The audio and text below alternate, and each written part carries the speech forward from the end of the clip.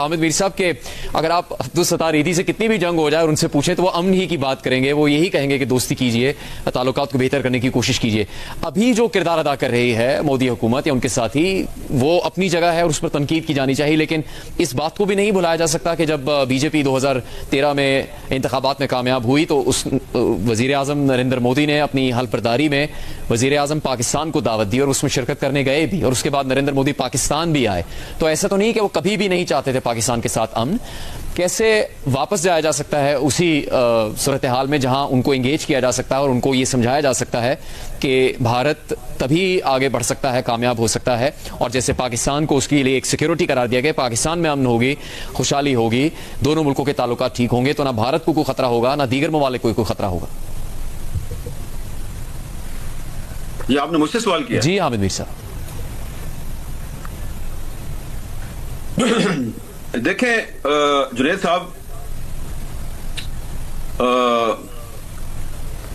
मैं अब जो है ना डिप्लोमेट तो हूं नहीं कि मैं घुमा फिरा के बात करूं, मैं तो सीधी बात करने का आदी हूं। बिल्कुल बिल्कुल। मुझे जाती तौर पे तो मैं मोदी साहब पे कभी भी मैंने एतमाद नहीं किया, ठीक है ना।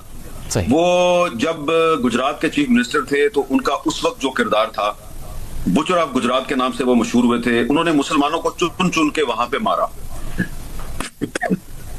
उसके बाद वो जब प्राइम मिनिस्टर बने तो यकीनन उन्होंने पाकिस्तान के साथ दोस्ताना ताल्लुकात रखने की कोशिश की, और जनरल नासिर खान जंजुआ साहब जो नेशनल सिक्योरिटी एडवाइजर थे 2015 में, उन्होंने भी हमें बताया और मुझे अपने भी सोर्सेज से पता है कि किस तरीके से मोदी साहब जो हैं उन्होंने अजीत डोवल और नासिर जंजुआ का पहले आपस में कॉन्टेक्ट करवाया, फिर कोई ऐसा रास्ता निकाला कि किसी तरीके से मोदी साहब और नवाज शरीफ के दरमियान कांटेक्ट हो जाए। जो मोदी साहब एक सो कॉल्ड सरप्राइज विजिट के तहत लाहौर आए थे और नवाज शरीफ साहब की नवासी की शादी में शिरकत की थी, वो कोई सरप्राइज विजिट नहीं था। उसके पीछे अजीत डोवल और नासिर खान जंजुआ साहब की बैंकॉक में मुलाकातें थी, वो तयशुदा था, सब कुछ तयशुदा था। लेकिन आप ये देखें कि उसके बाद भी जबकि नवाज शरीफ साहब ने बहुत सिंसेरिटी के साथ मोदी के साथ मामला को आगे बढ़ाने की कोशिश की, तो जो प्रॉब्लम्स थे वो प्रॉब्लम्स जो है वो नॉन स्टेट एक्टर्स की तरफ से हुए।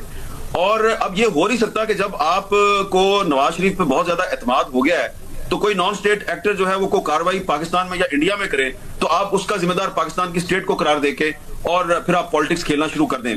तो सिर्फ नॉन स्टेट एक्टर्स ने पाकिस्तान के मुफाद को मजबूर नहीं किया, बल्कि नॉन स्टेट एक्टर्स जो है वो इंडिया में भी यही कुछ करते रहे। अब पाकिस्तान में तो ये नॉन स्टेट एक्टर्स कर रहे थे, लेकिन इंडिया में आप देखें तो जो मोदी साहब की गवर्नमेंट है वो बराह रास्त उसकी पॉलिसी थी बीजेपी गवर्नमेंट की कुछ रियासतों में भी और मरकज में भी कि वो मुसलमानों को विक्टिमाइज करती थी, क्रिश्चियंस को विक्टिमाइज करती थी, उसने सिखों को विक्टिमाइज किया। तो ये एक बड़ा फर्क है। पूरा जो मोदी का ट्रैक रिकॉर्ड है, आपके साथ अभी थोड़ी देर पहले एजाज चौधरी साहब बात कर रहे थे, मेरे सामने अभी उनकी किताब पढ़ी है, मैंने वापस आके दोबारा उनकी किताब जो है उसके कुछ सफात को चेक किया। देखें मोदी साहब जो है ना वो एक तो कहते हैं ना अखंड भारत जिसमें पूरा साउथ एशिया शामिल हो जाए। एजाज चौधरी साहब ने आपको बताया कि वो एक ऐसा अखंड भारत चाहते हैं जिसमें सिर्फ हिंदू हो। तो ये आरएसएस की और मोदी साहब की पॉलिसी है कि पहले जनाब वो दोस्ती के नाम पे और मुज़ाकरात के नाम पे वो आपको एंगेज करें और उसके बाद स्लोली और ग्रेजुअली वो ये उनका ये उनकी स्टेटेड पोजीशन है। मैं आपको नई चीज नहीं बता रहा, उनकी स्टेटेड पोजीशन है कि हमने इन तमाम जो बड़े सगीर पाको हिंद के मुसलमान हैं, ये जो अफगानिस्तान के मुसलमान हैं, बांग्लादेश के मुसलमान हैं, इनको दोबारा कन्वर्ट करना है, इनको दोबारा हिंदू बनाना है। ये उनकी स्टेटेड पॉलिसी है। तो ये उनकी स्टेटेड पॉलिसी है। इसी पॉलिसी को बार बार पढ़ के फिर ये एनालिसिस कर करके कि ये जो कहते हैं वो करते भी हैं। तो हम जब 2019 में ये प्रोसेस शुरू हुआ था, पीस प्रोसेस, तो 2019 में भी मेरा ये ख्याल था कि जितने मर्जी आप बैकडोर डिप्लोमेसी कर ले मोदी साहब के साथ, ये किसी भी सूरत में आपके साथ सिंसेरिटी के साथ आपके साथ बातचीत नहीं करेंगे। और फिर वही किया उन्होंने, 5 अगस्त 2019 किया, फिर दोबारा फरवरी 2021 में पाकिस्तान और इंडिया ने सीज फायर किया कंट्रोल लाइन पर।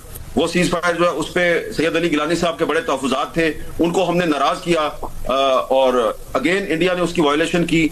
तो अभी भी मैं तो इसको वेलकम कर रहा हूं। ठीक है ये जो सीज फायर हुआ है क्योंकि इसमें बहुत सी इंटरनेशनल फोर्सेज इन्वॉल्व हैं और इंटरनेशनल फोर्सेज का इस सीज फायर में इन्वॉल्व होना दरअसल पाकिस्तान की जीत और इंडिया की शिकस्त है। वो इसलिए कि इंडिया हमेशा बहुत गरूर के साथ, बड़े तकब्बुर के साथ, बड़ी शहाना तमकनत के साथ ये कहता था कि जनाब हम तो किसी तीसरे मुल्क की जो मुदाखलत है उसको कबूल करने के लिए तैयार नहीं है।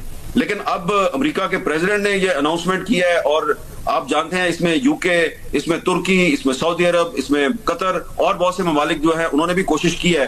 तो हम तो चाहते हैं कि ये जो सीज फायर है इस पर इसके नतीजे में बामकसद मुज़ाकरात शुरू हों, लेकिन